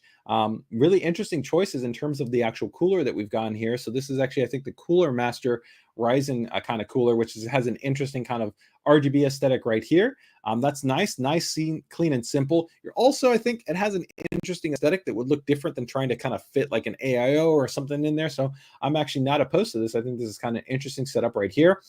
The interesting thing is, how do you kind of situate the graphics card in there, but you're going to have that nice RGB light bar on display, right? You've got good job routing this kind of in there too. So we'll see ultimately how it turns out. We don't have a final picture in here, but overall, I do like the way that things are coming together, and I think it's going to be a pretty cool and pretty interesting build. So let's go ahead and take a look here at kind of the core information. So does the build have a theme? Actually, no RGB lighting. So this is pretty much how it looks when the system's live, so I guess turn this off and turn this off here. So it's just going to be a flat system. So that's actually cool.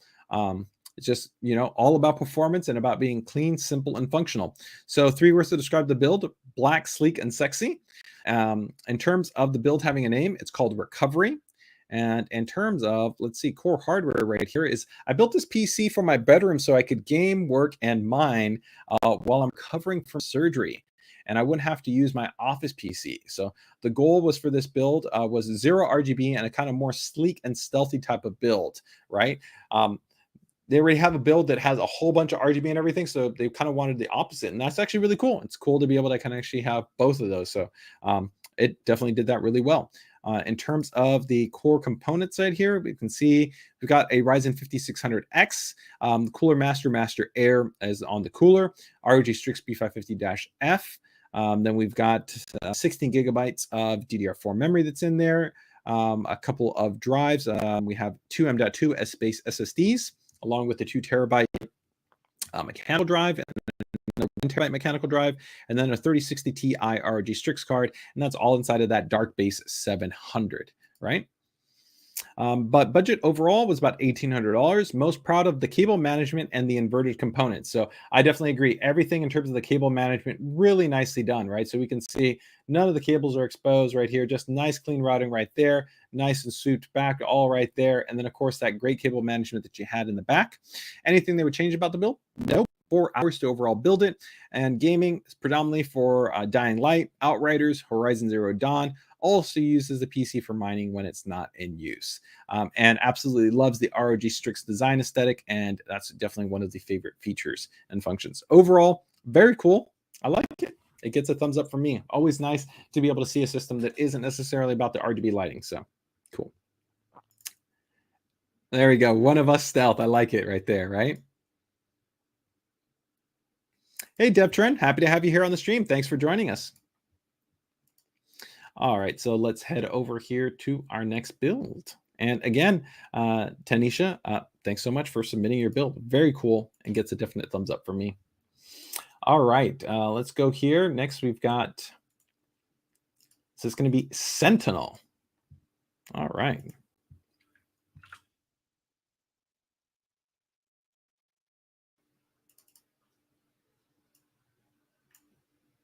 All right, let's see what we got going on here. Oh, green. I like it. We don't usually get green that often. I'm a big fan of seeing some green, some builds. Here we go.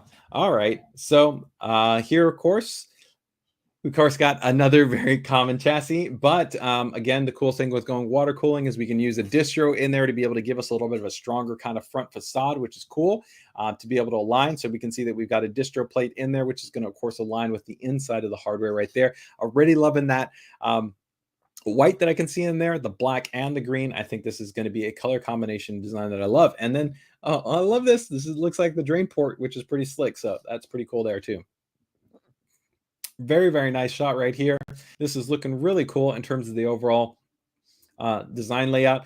Sometimes I'm always a little bit torn when it comes to distro plates. It can be a little bit of a kind of heavy perpendicular line kind of situation, and you don't necessarily always see, I think, kind of some of the more kind of creative runs or layouts, but still they can look really nice and polished and clean and well laid out. And here you can definitely see that we have some really nice clean symmetry and some nice runs right there with some nice good bends right here. We can see this one's a little bit out there on the tight side right there, maybe smoothed out a smidge, but you're running these side by side, right, adjacent to each other. That's going to be challenged in terms of giving you the bend radius that you're going to need. So it becomes really hard to be able to actually do that really small a little bend right there. So kudos in terms of just being able to get those two side by side and look nice and clean. So here we've got a nice little shot right here. Going over from the side, we can see this is going to be the ROG certified 011 edition, and we've got up-to-date system. This is going to be Z690, and so this is also going to be with here with our Maximus Z690 formula in white. Looks great, and they've gone ahead and utilized the VRM cooling that we have on the formula. So you don't have to use it. It can be run entirely passive, but they have gone ahead and utilized it. So we can see right here, we have some nice fittings laid out so that you can take advantage of that. And we can see that we have nice kind of integration in there into the EK block. And they've got some nice color blocking in play here. So with the white, the black, and then the green, and then a little bit of kind of chrome and accents here to be able to also play up another level of kind of contrast and color scheme in there. So that's definitely cool. I love that they left this full area exposed so you can see the nice RGB lighting and pattern right there. And you also have still good visibility for the OLED live dash display. So overall, really nice. Only challenge right here is with this type of, line usage, you're going to obstruct yourself from being a little bit more challenged to be able to get in and out the memory, but you should still be able to do it, right? But overall, nice and cool and clean and well laid out. Cables are nicely run out. Some cool color play that we've got going on with the bridged combs right here with the green and the black that also look cool.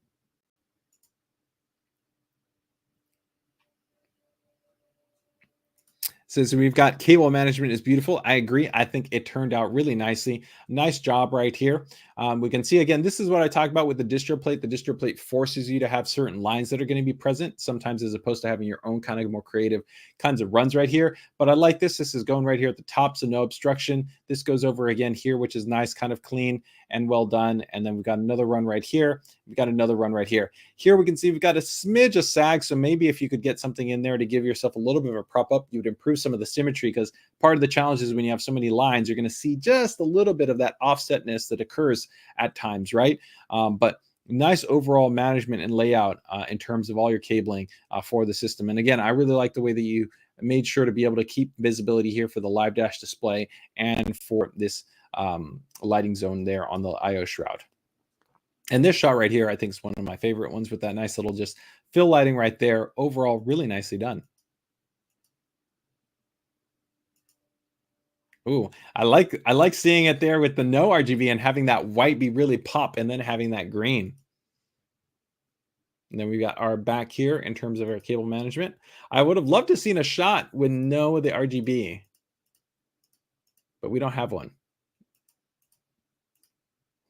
Let's keep it. I think that's a pretty cool one. And see, this is kind of the interesting thing, right? Where, like I talk about on that distro, right? Where it's like here, maybe we could get a little bit creative, and maybe if this could have been run down, and maybe down here, you would have given yourself that nice little visibility to have that symmetry between those 2 points to be visible, right? So here you'd have to play around with this, right? Where you wouldn't run this, where you'd have to figure out, do you go down and then kind of go like this, right? So maybe add like a curve in like this or something like that, so that you could see this little bit area. Because you notice right here, you don't see that. But overall, still really, really nicely done. On Stan, you get a definitely thumbs up, because it's always a challenge when you go through bends when you're doing a hardline-based system. But let's go ahead and bring up his submission form and see what we've got going on here. So give me 1 second right here.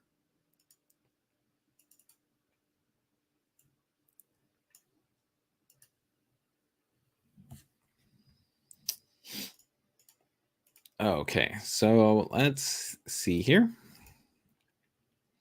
So this is going to be from Stan, and Stan's got a Twitch channel, Sega Moon. You can check him out right there. Does the build have a theme? I like green color and decided to go for a matrix theme. I definitely can see that. I also feel that leaving the little dot patterns, right, which actually kind of is a little bit kind of a subtle vibe to the running code kind of feel that you see within matrix. So it definitely works. And I'd say from kind of that matrix of having the green, the black, and the chrome, and even kind of that white undertone, I can definitely see how that kind of ties in together and kind of being kind of matrix vibe. So that's cool. 3 words to describe the build is made with love. I would definitely agree. Anybody that's put that work into a system would definitely say that. Does the build have a name? Sentinel. That's where it makes sense, of course, again, if we're coming back to Matrix. So that is pretty cool. In terms of the core hardware here, we've got an an ROG Maximus Z690 formula board with an ROG Strix 3090 with the EKWB water block and the back plate. So we got very, very good temperatures right there for that graphics card. 12900K. I'd love to know what the performance is there with the AIOC. You should definitely be seeing some nice numbers, right? Maybe even getting into that 5.5 gigahertz, right? Overclocked on some of those per cores. And then we've got 5600 MT in terms of the memory, CL36. It's got 7 of the Lanley AL120 fans and then 3 Noctua NF812 fans.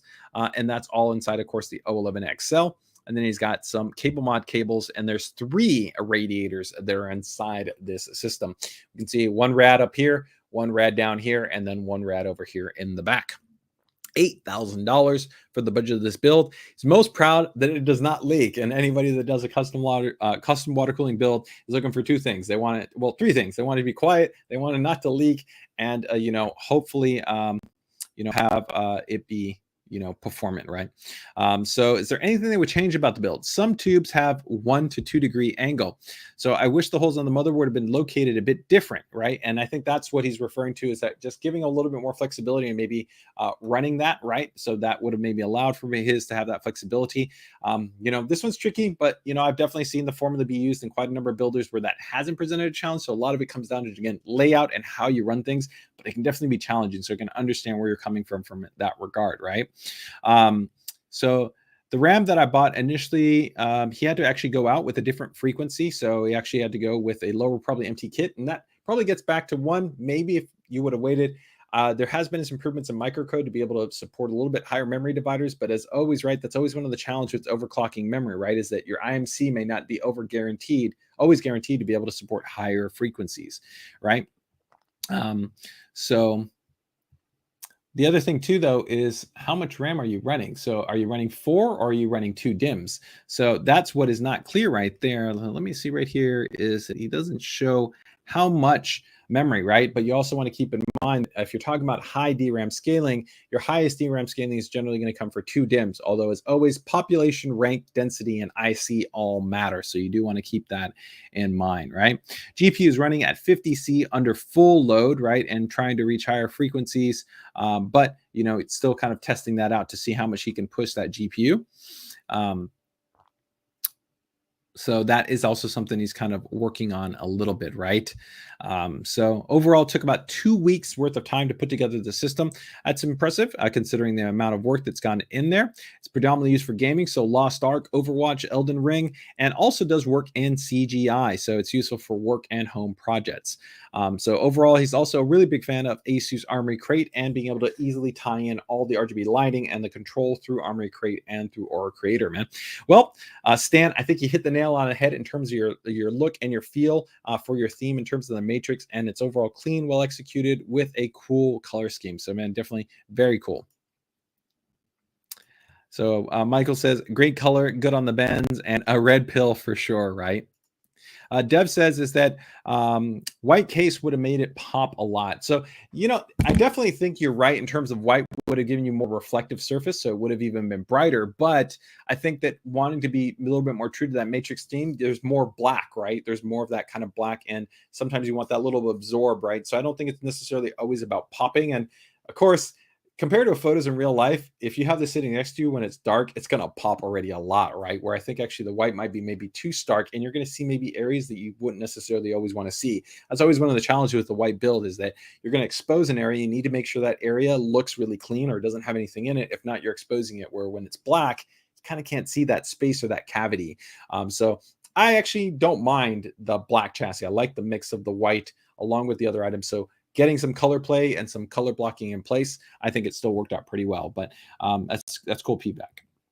All right, so I think we've got one more build. All right, and we'll be wrapping things up. So let's go ahead and see what we've got right here. That's Sentinel. Let's go with the white build right here from Mickey. So we'll go to another white build. All right, so this is going to be, let me get this in here.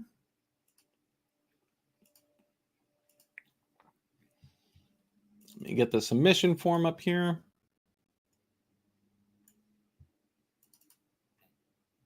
And here we're definitely going to see the example of how a white build is. You're going to kind of really see everything, right? So let's go ahead and take a look right here.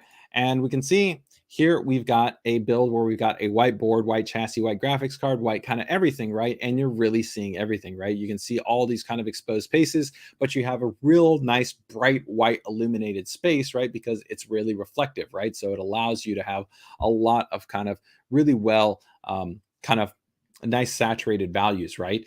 But it also does reduce contrast in some ways, right? Some points of contrast, like this silver is not going to seem as silvery without actually some of those darker zones at play, right? But overall, it's really, really nice, really nicely done. So we can see right here, we've got our AIO, we've got our fans, we've got an ROG Strix card, we have kind of an interesting little translucent bracket right here. And I'm torn. This is kind of a cool design. I think the bracket, this is not an official bracket. It's cool because it's ROG, but I feel like maybe a smaller bracket that would just go up right here to the back. And some of you may not know, but on our ROG Strix graphics cards on the back right here, they actually have a little threaded mount. And there's a mount which you can actually use to run against the back end of the card into something else to brace it. So you could actually have like a little white jack that went right in this direction to kind of keep it in place. Or you can do something where there's some jacks that kind of go through in the back and mount in a different direction. And I think that would look a little bit cooler to be able to see the bottom white right here in that little design. But this is cool. It works well, and it has a kind of interesting vibe that matches up kind of a little bit with the memory here and this little IO shroud right here. So it's still very clean, well executed. I'm digging it. I just might have maybe gone in a slightly little bit of a different direction. So overall here, we can definitely see it from a different profile. Really clean, really well done, looks nice. Love that little nice translucent housing there on that AIO that they're using in the build. Oh, here we can see another shot from overhead. That's pretty cool. Very clean job here on the back. They've got it all packed in there. Very clean and well executed, right? Doesn't necessarily give you a huge amount of room in terms of having there if you wanted to throw in additional storage or something like that. But again, it looks like everything's primed and ready to go. So not necessarily a need to expose cables that you don't need, right? And this is what I was talking about. If you guys aren't aware, these little two holes, some people might wonder what those holes are for. Those are actually for bracing. There's actually there for bracing the card. So in some chassis, you can actually have a bracket, or you could get a brace where you could mount directly into that and you could stabilize the card through that. That's actually the reason why we put that on the Strix cards. So you actually have a few different ways that you can go through kind of stabilizing the graphics card, right? Nice clean swooping right here to go down and kind of under to be able to go ahead and reduce any kind of obstruction on that area, which I think works well. Oh, a nice little color scheme. I think I like this color scheme more than the primary. What do you guys think? Do you like this one? Or do you like, so this one's a little bit more kind of, you see in the teals and greens and blues with a little bit of yellow. And here we go into a little bit more kind of the purples and pinks. I'm a little bit more favorite of this one. I like this 5 a little bit more. It's a little bit warmer, a little bit more playful. I think I like this one just a little bit more in terms of the overall color scheme. I like how they use the magnetic face right there on the back. It's pretty cool. Overall, it's a cool build. I really like it. I like the way that it turned out, really clean and kind of weight. So Michael agrees he likes the second a little bit more in terms of Mickey's choice there in terms of the color scheme. So let's go ahead and see right here. So this is going to be for Mickey. And in terms of the theme, white theme, as you can tell from the hardware selection, as it was designed to be a white build. 3 words to describe. So clean, pure, and strong. Does it have a name? The white build. Core components is we have a 12700K, an ROG Strix Z690-A, and then we got an ROG Strix 3070 in white. We have G.Skill Trident Royals in terms of the memory, 32 gigabytes, 4266 MT CL19, Samsung 980 1 terabyte M.2 base SSD, and then a Cooler Master ML240 Illusion in white, and also 7-inch Cooler Master MF120 Halo white, and then Cooler Master V8150 PSU in white, and then also the Lanley 011, right, mini in white. About $2,700 overall for the total price point of the build. And overall, what aspect was the most proud of the build? This is my second ASUS build, and I'm really happy with this whole white theme. Really paid off, especially from the white color of the motherboard and the graphics card. I really love the way that they kind of all came together. They also, Halo fans added another layer of color into the whole PC, making the PC build more vivid and rich with the Halo RGB effects that it was all able to tie together with ASUS Aura Sync. And I would agree with that. I think that the Halo fans work really well right here, right? You've got the white on here, and you're having the two-tone, right? So you've got LEDs here, and then you also have the LEDs here within these fans. Give it a really nice kind of pop and color play, right? I overall think the way this kind of turned out really nicely, really clean, well suited. You know, the tricky part would be, could you change it up? And two things you could change up, right? And it's not critical, it's just visibility. One would be, would you rather go with a 360 and the 360 go up here? And I think because of the longer cables would allow you to kind of swoop this underneath here to have clear visibility for your DRAM. And then also the other one would be, do you do something like the other user where you get the 90-degree, or do you swoop these cables over here, right, over the back to be able to have that full RGB light bar, pull that out, and then have that bottom be a little bit more kind of white, right? It's a little bit more exposed. And even if you want to have some interesting lighting, you could actually put an LED strip back there angled against the back with a diffused bump, and you would get this really kind of cool little patterned effect that kind of would flash up against the white accents on the motherboard, right? Those could be some interesting views, but overall, I really like the way this turned out. I like the color scheme. It's really clean. It's really well executed, and I think Mickey did a great job right here. Consider changing the Halo fans to Lanley Uni fans, because those fans are so easy to build with because of their kind of daisy chain connection, but they cost quite a bit more. So he didn't feel that necessarily there was a need to change that. And I agree. As you saw, he's done a great job with the cable management. And these also have, I think, still a really cool aesthetic to them that the Uni fans wouldn't have, right? So I think it still works really well. How long did it take to build the system? Building time was relatively short, about 2 to 3 hours in terms of all the hardware, and then about another 2 hours for about the software. But the longest thing was actually being able to get the board. The ROG STRIX Z690-A was out of stock for a long time. So it took about 2 weeks for him to be able to just actually get the board in general. It's used for gaming, YouTube, productivity tasks, and loves playing some Flight Simulator on this as well. He's a huge fan of the ASUS UEFI BIOS and really loves the kind of the advanced overclocking features like ASUS AIC and just kind of its overall ease of use and its layout functions, right? ASUS IOC functions are really efficient to get a really nice performance boost without having to manually tweak and tune anything and have it be specific to the CPU and to the cooler. And I'd say ASUS probably has the best BIOS setting amongst competitors. I'm biased, but I would totally agree. Overall, Mickey, I think you did a fantastic job here on the build. I think it turned out really, really nicely. Great job. So kudos on the build. All right, so that wraps up our ASUS PCDIY Builder Spotlight. Thanks so much, guys, for joining us for another ASUS PCDIY hardware stream. If you are interested in submitting your build to be featured in the ASUS PCDIY Builder Spotlight, all you got to do is join the ASUS PCDIY group. Just go ahead and join the link. I'm going to drop it in the chat, but if you're checking us out on YouTube or any of our other social channels, if there's a description option, all you got to do is check out the description, and you can go ahead and get linked to our group, right? And it's a great community. We've got over 30,000 members, a great space to be able to go ahead and talk about upgrades, overclocking, building, modding, water cooling, you know, motherboards, keyboards, mice, monitors, whatever it might be when it comes to PC DIY and components in general. So if you have any questions, feel free to go ahead and tag me in there, and look forward to seeing you guys in there and submitting your build. So with that, take care, take it easy, enjoy the rest of your day, have a great weekend. And if you're building, you're upgrading, you're modding, water cooling, overclocking, whatever it might be, best of luck with it. So take care, take it easy, enjoy the rest of your day.